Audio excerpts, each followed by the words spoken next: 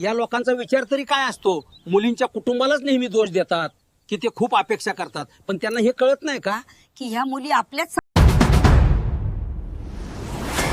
गरिबांची लग्न जुळली पाहिजेत या हेतूने तुम्हाला सुद्धा व्हिडिओच्या सुरुवातीलाच एक विनंती असेल की तुमच्याही ओळखीत, परिचयात किंवा तुमच्या नात्या गोत्यात किंवा तुमच्याकडे स्वतः एखाद्या जर गरीब घरच्या मुलीचं विधवा, घटस्फोटित परित्यक्त्या किंवा ज्यांना लग्नाची गरज आहे किंवा अलीकडच्या काळामध्ये जो काही नाममात्र घटस्फोट हा प्रकार पुढे आलेला आहे, मग ते गरीब असतील, श्रीमंत असतील, तर अशा स्थळांचा परिचय आमच्यापर्यंत पाठवा.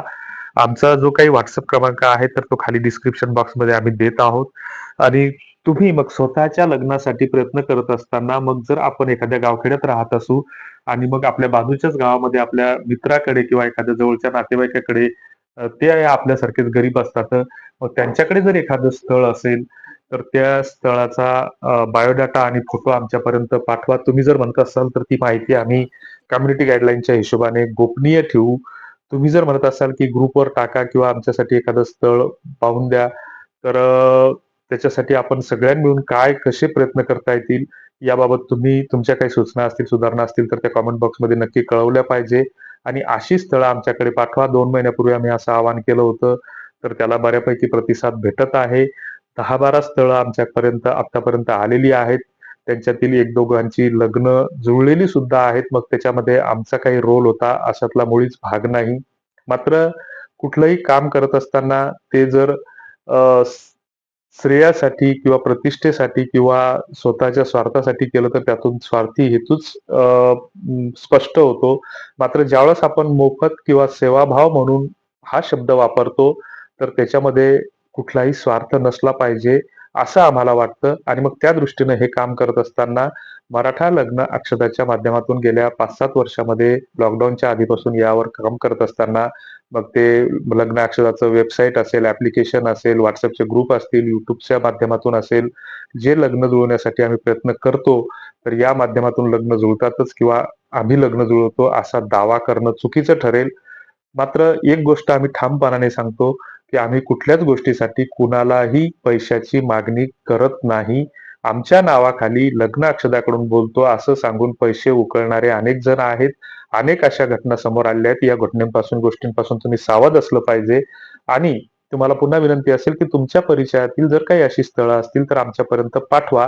याच्या मागचा उद्देश हाच की बऱ्याच विवाह संस्था अशा आहेत की ज्या अतिशय कमी मोबदला घेऊन वधूवर परिचय मेळावे आयोजित करत असतात. मात्र वधूवर परिचय मेळावा आयोजित करणं ही खर्चिक बाब आहे. आणि मग त्या दृष्टीनं आपण जर घर बसल्या, आता आजकाल मोबाईल सगळेच जण वापरतात, व्हॉट्सअप ग्रुपच्या माध्यमातूनही लग्न जुळण्याचं प्रमाण एक चांगलं असतं.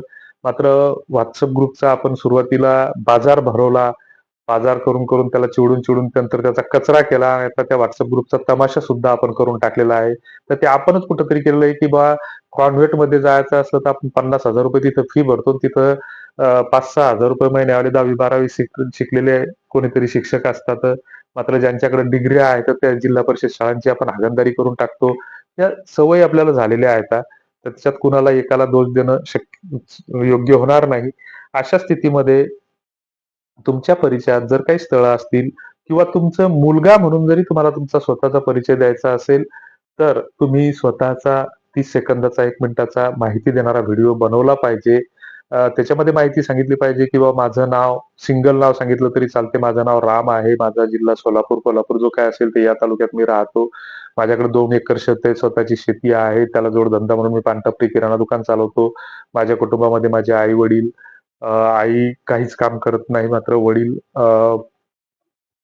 दुधाचा व्यवसाय करतात. भाऊ वेगळा राहतो. जे काही असेल ते आपण आपली कौटुंबिक माहिती सांगितली पाहिजे.